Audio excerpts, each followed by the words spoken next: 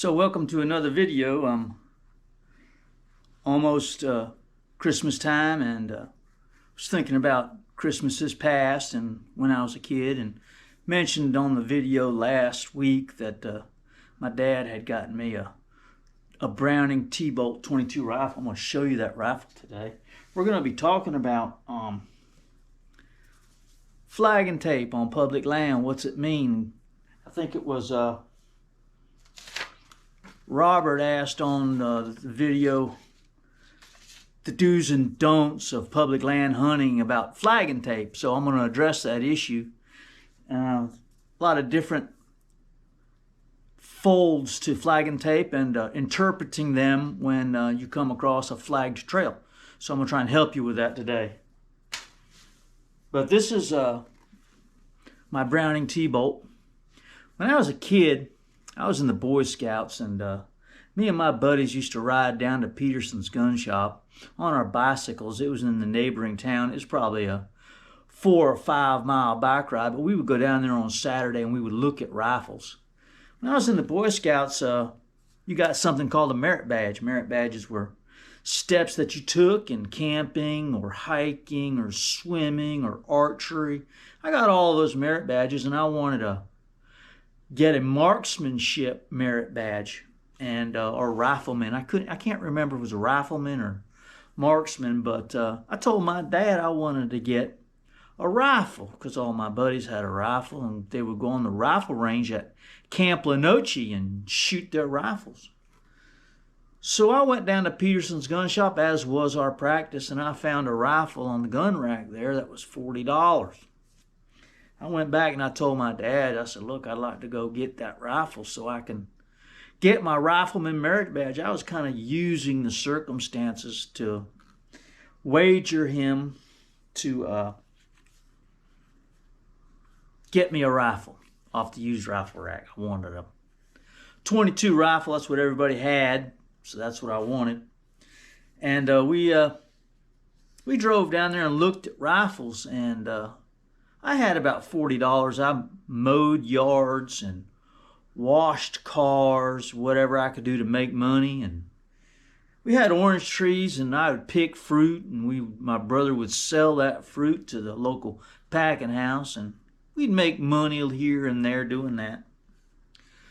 But I had $40, and there was a rifle there for about $45. I needed my dad to kick in $5 for me to get it. Now, it was a single shot, and it was like a J.C. Higgins rifle, or maybe it was a Sears and Roebuck. It wasn't a quality rifle, but it was what I could afford. Okay, I had $40. I needed my dad to kick in $45, and I needed my dad to kick in $5 so I could buy the $45 rifle. I showed it to him. I said, this is the one that I want to get because I had enough money to get that rifle that day.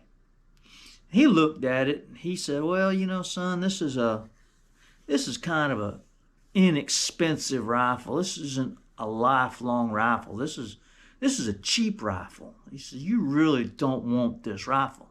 He looked at the workmanship and the craftsmanship of the rifle, and it wasn't much.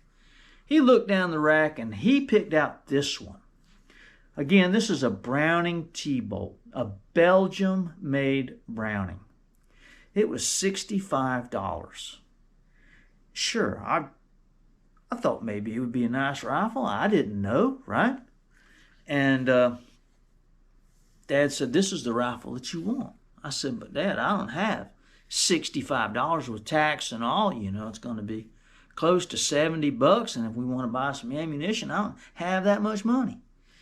He said, well, why don't we put it on layaway? I said, layaway? Well, that means I won't get it today, and I won't be able to go with the scouts to this rifle range. You know, next time they go, I might not have it by then. He said, well, if you want a rifle, that's the one you're going to get. Put your money on that rifle. You won't be sorry. So I reluctantly agreed because he was like my dad, right? And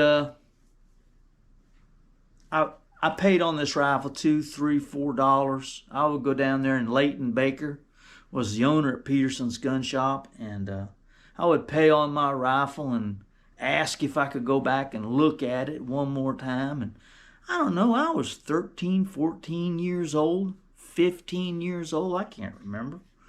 But yeah, I finally paid all the way up to the $65 plus tax, plus enough to get 100 rounds, 2 boxes of Remington ammunition. And yeah, this is a great gun. I still got it.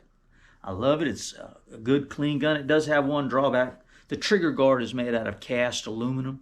Something in the wood causes it to corrode, but that's easily avoided if, in fact, you clean the rifle on a regular basis and oil it down. That can stop the corrosion. It's got like a military peep sight on it. It has grooves here for a scope, but I like the peep sight.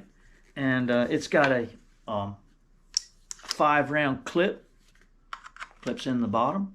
And what's unique about this rifle is it doesn't have, the bolt doesn't come up and back. It just comes straight back. Whoop. It just comes straight back. There we go. It comes straight back, and if you hold the trigger down when you pull it out, it'll pull all the way out. But it's a great little gun. I love it. I've had it since I was a youngin'. Christmas time, I wonder if you guys ever, before I got this rifle, my dad got me a pellet rifle. That's the only gun my dad got me for Christmas, was that it was a Daisy pellet rifle. And then I got this after the pellet rifle. Pellet rifle's gone, but I got the Browning T-Bolt, which is pretty exciting. And my wife got me a Walther P22 one year for Christmas, and my stepson got me a over-under shotgun for Christmas one year. So those are the guns that I've gotten for Christmas. All right, Christmas is just a couple of days away. And yeah, have you ever gotten a gun for Christmas? Have you given your kids a gun? Comment in the comments below. Let me know. What was your first gun? Was it a Browning T-Bolt like mine? Maybe it was a Marlin 30-30. Those are real popular. Or a Winchester Model 94 or a Remington Model 700. All of those guns were real popular back in the day. I wonder what you got for Christmas. All right, so we're going to talk about flagging tape. What's it mean when you see flagging tape on the roadside? Robert asked. This is a masking tape. It's the only thing I have for a little prop, but you could use this to mark if you wanted to. It's blue. Most of the time what people use when they flag a trail is they'll use surveyor's tape, okay? And it comes in many different colors. It might be blue, it might be yellow. Usually it's typically you'll see orange flagging tape.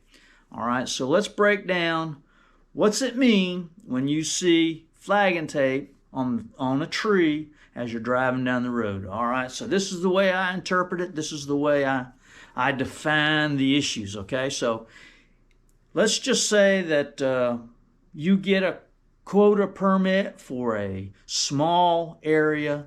It's a 3-day hunt. You've been awarded a quota permit. You want to go in and you want to scout that area.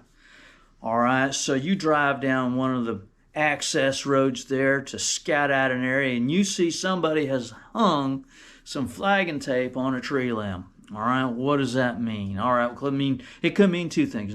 It could mean, one, that somebody is marking a trail that leads to an area that they want to hunt. It may be a big area. They may be hanging that flagging tape on that tree limb to mark it so they can find it in the dark, okay? They want to see it and then pull up there and then access that trail. Or it might be marking their hunting spot. They've laid that flagging tape on that limb. Some guys will put their name on there and they'll put the date of the hunt. That's a respectful thing to do. That's what I call good etiquette. When they put their name on there and just write on their spot taken. Maybe there's just one spot down that trail, and they'll put spot taken, right? And they'll hang it on a tree limb. Somebody else comes along and they see that flag there, and the guy's coming back to hunt it. It would be polite just to let that guy have it and go find another place. If he's hung a flag there, well then I would just let that go. That's quota hunts only, though. Quota hunts usually, a lot of guys leave it up there, and it needs to be taken down. you need to be able to interpret the flag. If you get out and you look at the flag and you can tell that it's been there for a couple of years, well, maybe it's time just to pull it down if there's no name on it or anything, and you can tell that it's been there, it's dried out, it's brittle, it's faded, right? It's time to pull that thing down, all right? I don't like leaving them in the woods. I don't leave them in the woods, and personally, I don't use them at all. I don't flag spots, period, okay?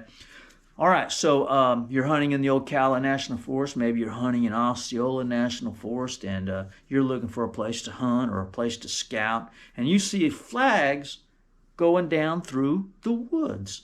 Well, those might be leading to a guy's ladder stand.